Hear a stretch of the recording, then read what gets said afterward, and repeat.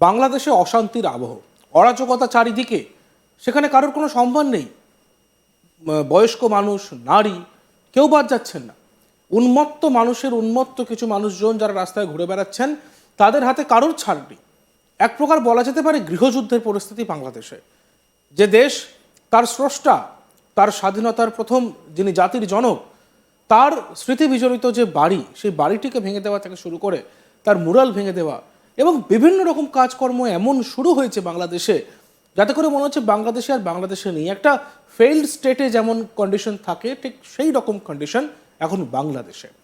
তো এই বাংলাদেশের অরাজক পরিস্থিতি নিয়ে সবথেকে চিন্তা যাদের বা যে দেশের, সেটি হলো ভারত। তার কারণ ভারতের সবথেকে বড় বর্ডার বাংলাদেশের সঙ্গে আছে, বাংলাদেশেরও ভারতের সঙ্গে আছে। তো এই সময় এই অরাজক পরিস্থিতির সুযোগ নিয়ে সীমান্তে অনেক দুষ্কর্ম হয়।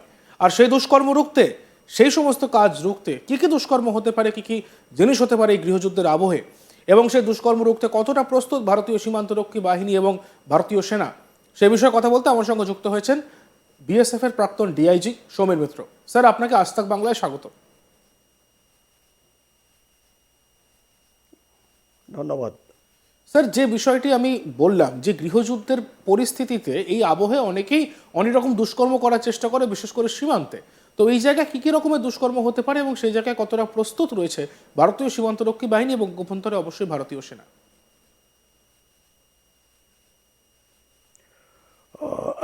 বর্তমানে যে পরিস্থিতি রয়েছে তার উপরে নিরন্তর সার্ভিলেন্স রাখা হচ্ছে এবং যেগুলো করলে প্রাইমারিলি যারা ওপারে রয়েছে অর্থাৎ বাংলাদেশে, যাতে তারাও বুঝতে পারে যে ভারতবর্ষ সব রকম পরিস্থিতির জন্যে একেবারে প্রস্তুত।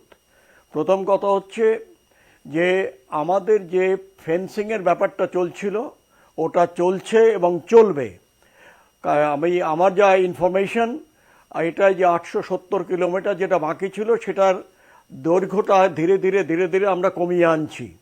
কারণ ওরা জানে যে এই বার্বড ওয়্যার ফেন্সিং আমরা 150 গজের পেছনে থেকে ফেন্সিংটা দিচ্ছি, সুতরাং কারোরই কোনো অধিকার নেই সেই ব্যাপারে কোনো প্রশ্ন তোলা। আচ্ছা, দ্বিতীয়ত যেটা হচ্ছে যে তুমি গৃহযুদ্ধের কথাটা বললে, হ্যাঁ কিছুটা নিশ্চয়ই গৃহযুদ্ধ, কিন্তু আমার যেটা মনে হচ্ছে সেটা হচ্ছে যে এরা একেবারে বেছে বেছে মুজিবুর রহমানের যে তার যে উত্তরসূরিরা কিংবা তার সঙ্গে যারা জড়িত ছিলেন, যেমন তার কাজিন ব্রাদার হেলাল এবং তার ভাই, তাদের প্রত্যেকের বাড়িগুলোকে ভেঙে দেওয়া হচ্ছে। এবং সবচেয়েতে সারপ্রাইজিং যে ওখানকার স্থানীয় পুলিশ এবং আর্মি, দে আর অ্যাবসলিউটলি কনসপিকুয়াসলি অ্যাবসেন্ট।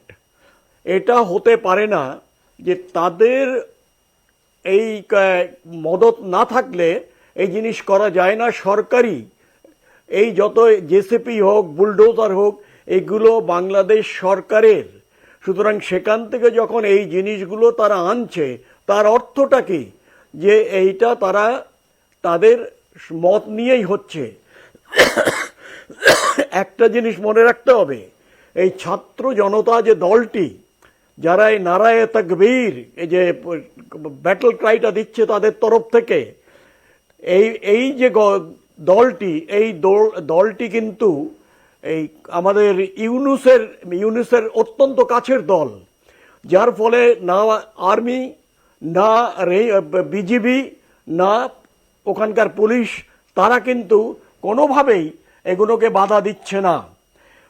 এই যে ভাঙাভাঙির ব্যাপার, মিরপুরে ঘটনা ঘটে গেছে, যেখানে তারা গেছিল একটা ভাঙতে কিছু, সেখানকার স্থানীয় লোকেরা তারা কিন্তু প্রতিবাদ করেছেন এবং প্রতিরোধ গড়ে তুলেছেন এই মিরপুরে।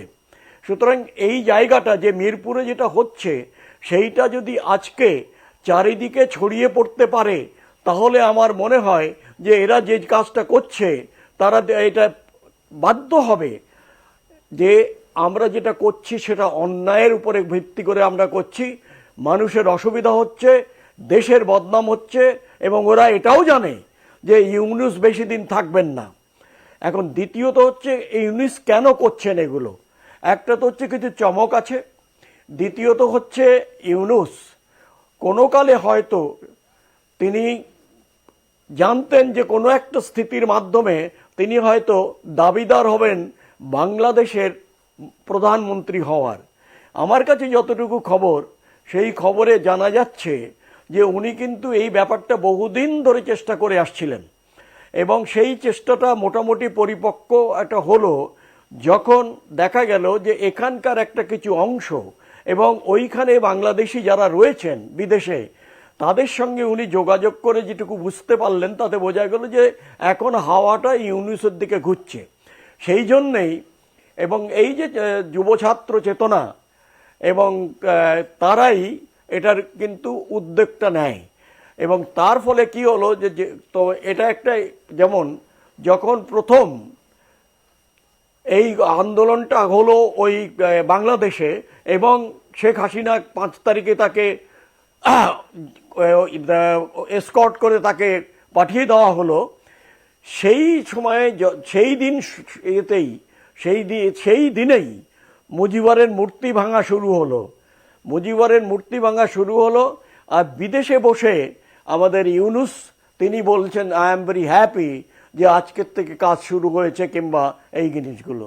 সুতরাং যেটা একান্তভাবে এখন পরিষ্কার হয়ে যাচ্ছে যে কোনো রকম কোনো এক অতীতের কোনো ব্যক্তিগত কারণ হোক কিংবা জানি না, যে তারা মুজিব সরকার এবং তার বংশের কিংবা তার পরিবারের কিংবা তার বন্ধুবান্ধব তাদেরকে তারা কিন্তু মানে বাংলাদেশের মাটি থেকে ম্যাপ থেকে মুছে দিতে চায়।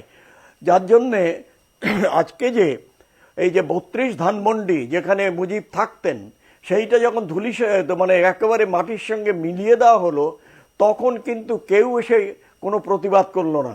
তারপরে ওনার যেটা ভাইদের বাড়ি এই হেলাল এবং আরেকজন ওনার ভাই তাদের বাড়িটাও ধ্বংস করা হলো। নট অনলি দ্যাট, একজন খুব সিনিয়র আওয়ামী লীগের মেম্বার তাকেও কিন্তু তার বাড়িও ভাঙা হয়েছে। খুলনায় তিনি থাকেন এবং খুলনাটা মোটামুটি প্রো হিন্দু।